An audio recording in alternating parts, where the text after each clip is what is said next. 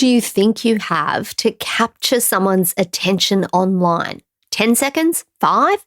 Sometimes when someone's scrolling quickly through a social media feed, you might have only 3 to 4 seconds to give them a reason to pause. That doesn't mean the human attention span has literally collapsed to 3 seconds or that readers are no longer capable of becoming completely immersed in a book. They absolutely are. But social media has changed the rhythm of our attention. Every swipe offers something new, a new story, a new face, a new piece of information, something funny, confronting, useful, or emotionally charged. And over time, our brains become increasingly accustomed to that rapid movement between novelty, anticipation, and reward. Then we pick up a book, or we see one online, look at its cover, read the title, glance at the blurb, and perhaps open a sample chapter.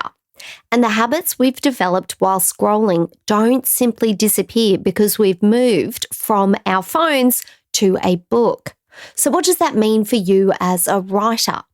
It doesn't mean chasing trends or turning every chapter into a dramatic cliffhanger. It means understanding the modern reader that you're inviting into your story and giving them a meaningful reason to stay. So today, we're exploring how social media has changed reader expectations and 4 ways you can respond through stronger hooks, purposeful scenes, emotional immediacy, and more regular payoffs, while still protecting the depth, the voice, and the heart of the book you're here to write. So stay with me.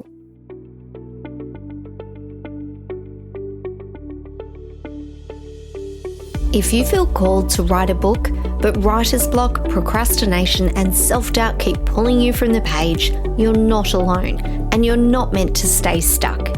Hi, I'm Madison Michaels, author and life coach, and I've created this podcast as a creative space grounded in faith and mindset transformations to help you break through your blocks, gain creative clarity, and finally finish the book you're meant to write. So grab your cup of liquid gold and let's write the darn book together. Hello, my friends, and welcome to Write the Darn Book. I'm your host, Madison Michaels, and today we're exploring how social media is shaping the way readers approach books, from the moment they discover one online to the moment they begin reading those first few pages. We're going to look at what modern readers increasingly expect from an opening, why that doesn't mean abandoning slower stories or writing to whatever happens to be trending, and how you can make your book more engaging while still remaining completely true to your voice and the story you are called to tell. Now, you might have heard claims that our attention spans are now only about 3 to 4 seconds long. The research doesn't necessarily support one simple universal number like that because people can still concentrate deeply. They can read for hours and become completely absorbed in long, complex stories. But what is changing is how quickly we decide whether something deserves that deeper attention. When someone's scrolling through a feed, they're making a constant series of tiny decisions. Do I pause here? Do I keep watching? Do I click? Do I swipe? That decision might happen within only a few seconds. And because people repeat that pattern hundreds of times a day, their attention becomes practiced at moving rapidly between different pieces of information. Research into digital attention has found that people now spend an average of around 47 seconds on one screen before switching to something else. That doesn't mean they're incapable of focusing for longer. It means their default digital behaviour increasingly involves interruption, movement, and the expectation that something new is always waiting nearby. Social media also gives us a steady stream of small, unpredictable rewards. The next post might make us laugh. The next video might surprise us. The next notification might tell us someone liked what we shared. We never know exactly when that satisfying piece of content or social response will appear, so we keep checking. Studies of social media engagement also suggest that this behaviour follows reward learning patterns. Our brains learn that another small reward might be waiting with the next swipe, the click, or the refresh of the screen. Now, that doesn't mean that we need to start describing every reader as addicted or damaged or incapable of sustaining thought. That would be both inaccurate and incredibly unhelpful. It means their attention habits have been shaped by the environment they spend time in, and those habits travel with them when they encounter your book. They're there when someone sees your cover in an Instagram post. They're there when your book appears among dozens of recommendations on an online retailer. They're there when the person reads your title, scans the blurb, and then downloads a sample chapter. And they're still there when they open chapter 1. So the real question isn't, how do I make my book compete with social media? It's, how do I help a reader move from fragmented attention into deep narrative attention? Because that's what a strong opening really does. It creates a bridge and it carries the reader out of that fast, noisy, rapidly changing world around them and into the emotional, imaginative, or intellectual world of your book. You aren't trying to make your book behave like a social media feed. You're giving the reader a strong enough reason to leave the feed behind. One of the most interesting things I've noticed across my years as a published author is that the stories readers love haven't necessarily become simpler. Readers still want emotional depth. They still want those complex characters, the immersive worlds, and the layered mysteries.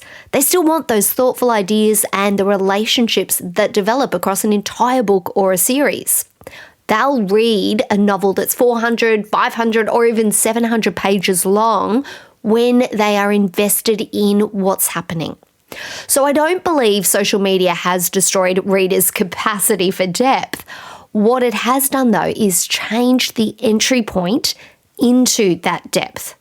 Readers are often less willing to wait several chapters before they understand what they're being invited to care about. And that's an important difference. Across publishing, we can see tastes, packaging, and reader expectations continually evolving.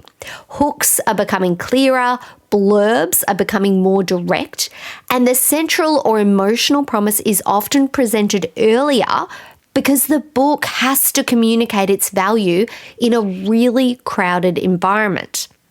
That doesn't mean we write to every passing trend.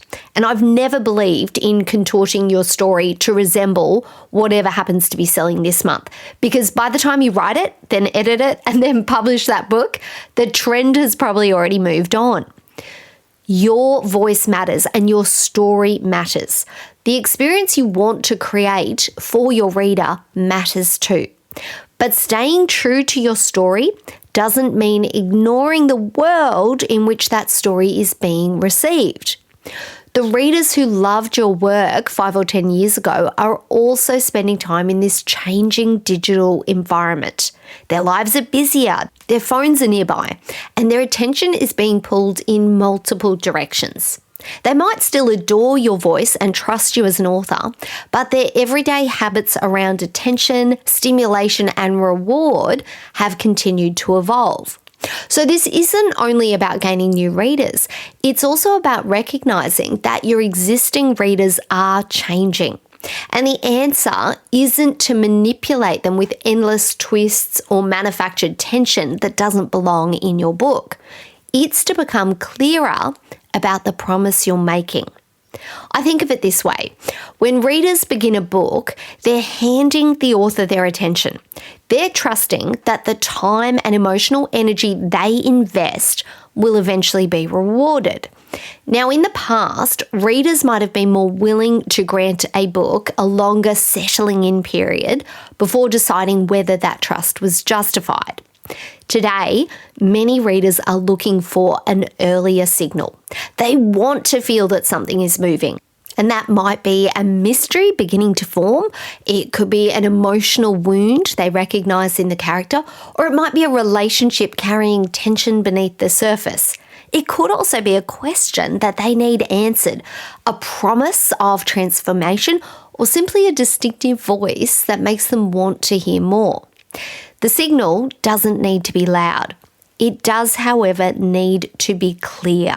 And this is especially important because reading asks the brain to change gears. A social media feed offers constant novelty without requiring much sustained effort from the person consuming it. But a book asks the reader to remain with one voice, with one world and one argument or unfolding story. The opening pages help the reader make that transition. If those pages contain only background, explanation, or scene setting, the reader's attention has nothing firm to attach itself to yet. But when the reader encounters a desire, a question, a disruption, an emotional tension, or a compelling promise, their attention begins to settle. They're no longer asking, is something going to happen? They're asking, what happens next? And that's the movement we're trying to create. Not shallow attention, but sustained curiosity. Not a cheap dopamine hit on every page, but a pattern of meaningful anticipation and reward that teaches the reader to trust the story. Every time you raise a question and eventually answer it, you build that trust. Every time a scene creates a genuine change, you build trust. Every time an emotional moment earns its place, you build trust. And every time you make a promise through your opening and honour it through the book, you strengthen the relationship between yourself and your reader. That's why understanding changing reader expectations isn't about surrendering your creative authority. It's part of using it. You remain the author. You decide the pace, the tone, the depth, and the kind of experience this story will create. But you also recognise that storytelling is a relationship. You're asking a real person living in a distracted and highly stimulating world to step into your book and remain there. Our job isn't to chase them through the pages. It's to open the door clearly enough that they want to enter. So let's look at 4 practical adjustments that can help you do exactly that, beginning with how quickly the central promise of your book becomes visible. Now, the first adjustment is about increasing your hook speed. Your hook is the first meaningful reason that your reader has to continue reading your book. That doesn't necessarily mean beginning with a murder, a car chase, or someone dangling from the edge of a cliff. A hook can be a question, a contradiction, an unsettling detail, perhaps an emotionally charged desire, or it could be the sense that something is about to change. In fiction, begin as close as possible to the moment when the character's ordinary world and their experience becomes unsettled and out of the ordinary. Your protagonist might receive a letter they were never meant to see. They might enter a room and realise someone's been there before them. They might be trying to hide something while another character moves dangerously close to discovering it. Even in a quiet scene, somebody needs to want something and something needs to make getting it difficult. Now, in non-fiction, hook speed comes from relevance, helping the reader recognise themselves quickly. So rather than spending several pages explaining the general importance of your topic, begin with the specific experience that brought the reader to your book. For example, writing a book can be difficult. That's a true statement, but it's really broad. Perhaps if you started with, if you've rewritten your opening chapter 5 times and still feel unable to move forward, the problem might be deeper than your writing ability. Now that sentence, compared with writing a book can be difficult, creates immediate recognition. A strong hook says, I understand why you're here, and this book is going somewhere that matters to you. Now, the second adjustment is about strengthening the scene and section economy. Now, economy isn't the same as brevity. A long scene can earn every line, but a short scene could still feel slow. Economy means every part of the scene is doing useful work. In fiction, a scene might reveal character, deepen conflict, could change a relationship or force a decision. Ideally, though, it's doing more than one of those things at the same time. And this is where writers can become attached to passages because they're beautifully written or because they contain information the reader will eventually need. Yet if the scene finishes with everything essentially as it began, the reader can feel that lack of movement. Ask yourself, what changes during this scene? Does the character learn something? Does the emotional temperature rise? Does a new problem appear? Or does somebody make a choice that creates consequences? For non-fiction, ask what the reader understands or can do at the end of a section that they couldn't understand or do at the beginning. You can still tell stories or explain context and explore an idea deeply. The key is ensuring that each section carries the reader somewhere. This is also where writer resistance can appear. Cutting out a paragraph that you love can feel really painful. Combining two chapters can make you worry that you're losing something important. But you're rarely removing the heart of the book when you tighten its delivery. You're clearing the path so the reader can reach the heart of your book more easily. Now, the third adjustment is about creating emotional immediacy. Modern readers want to feel connected to your book quickly. Emotional immediacy means placing the reader inside the experience before explaining everything surrounding it.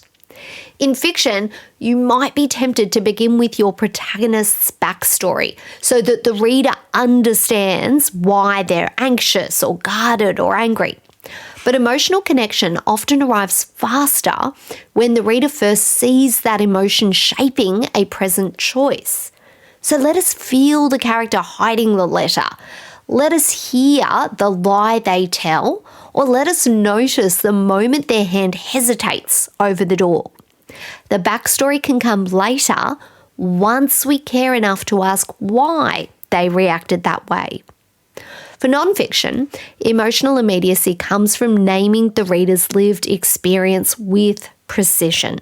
Describe what it feels like to open the document, stare at the blinking cursor, and suddenly decide the kitchen needs cleaning. Name the moment they receive another rejection email and begin questioning whether the entire book was a mistake. When people feel seen, they become willing to be guided. Emotional immediacy isn't melodrama. It's recognition. It tells the reader that this book understands the human experience beneath the subject. Now, the fourth adjustment is about increasing your payoff density. So readers used to waiting for quick rewards are especially sensitive to the distance between promises and payoffs. Now, that doesn't mean you need a twist at the end of every page. But it does mean that the reader needs to receive something worthwhile regularly as they move through the book. In fiction, a payoff might be a revelation, a shift in power, a moment of emotional connection. It could also be a surprising decision or an answer that creates a more compelling question. In non-fiction, it might be a useful distinction, an insight that reframes the reader's problems. It could be a practical tool or a sentence that finally puts words around something they've been experiencing for years. Think of these as micro-payoffs. The final resolution is still ahead, but the journey is giving the reader something along the way. This is particularly important in the middle of a book. Writers often build towards one major climax or final transformation while forgetting that the reader needs smaller moments of movement before reaching it. Payoff density creates trust. It shows the reader that when they give you their attention, something meaningful comes back. And this is the principle running beneath all 4 adjustments. You aren't writing for an algorithm, you're building trust with a reader. The goal isn't to make every sentence louder, it's to make every sentence matter. A slow-burning story can still feel gripping when every scene carries tension and emotional meaning. A detailed non-fiction chapter can hold attention when each section deepens the reader's understanding. Slow is a pace, stagnant is a problem. So here's what I'd love you to do after this episode. Open your manuscript and look only at your opening chapter or your first section. You're going to read it 4 times, using one adjustment during each pass. On the first read through, find the moment when the promise of the book becomes clear. When does the reader first sense the question, the tension, the problem, or the transformation that's going to carry them forward? On the second pass, look at the economy. So find anything that repeats information, delays the movement, or exists mainly because you enjoyed writing it. Ask whether it can be tightened, combined, or moved to later in the book. On the third pass, look for emotional immediacy. So where does the reader first feel something rather than simply receive information? Then on the final pass, identify the first payoff. So what has the reader gained before the chapter or the section ends? What have they discovered or felt or understood or become curious about? Choose one adjustment and make one meaningful revision. There's no need to tear apart your entire opening today. One purposeful change can show you more than an anxious rewrite of every sentence can. And as you revise, remember that your readers' expectations are valuable information rather than a demand to abandon your voice. You are still the vessel for your story. These tools simply help your reader step into it sooner. Now, to keep strengthening your opening, you can take a listen to episode 67, Writing Your Protagonist, How to Build a Main Character Readers Root For from page 1. That episode will help you create the emotional connection that gives readers another powerful reason to stay reading your book. All right, my friends, that is it for today. Thank you so much for joining me.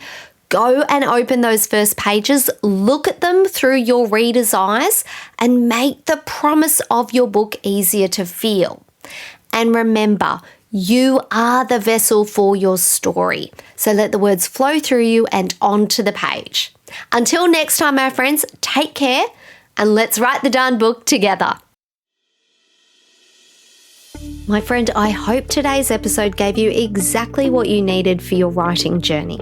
And if it did, would you take 30 seconds to share it with another writer who's struggling to start or finish their book? And if you're loving the show, I'd be so grateful if you left a quick review. It means the world to me and truly makes my day to know that this podcast is helping you.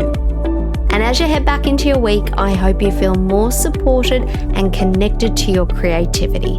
And remember, you're a vessel for the story. So let the words flow through you and onto the page. All right, I'm off to refill my cup of liquid gold and go and do a little writing of my own. Take care, and I'll meet you back here in the next episode of Write the Darn Book.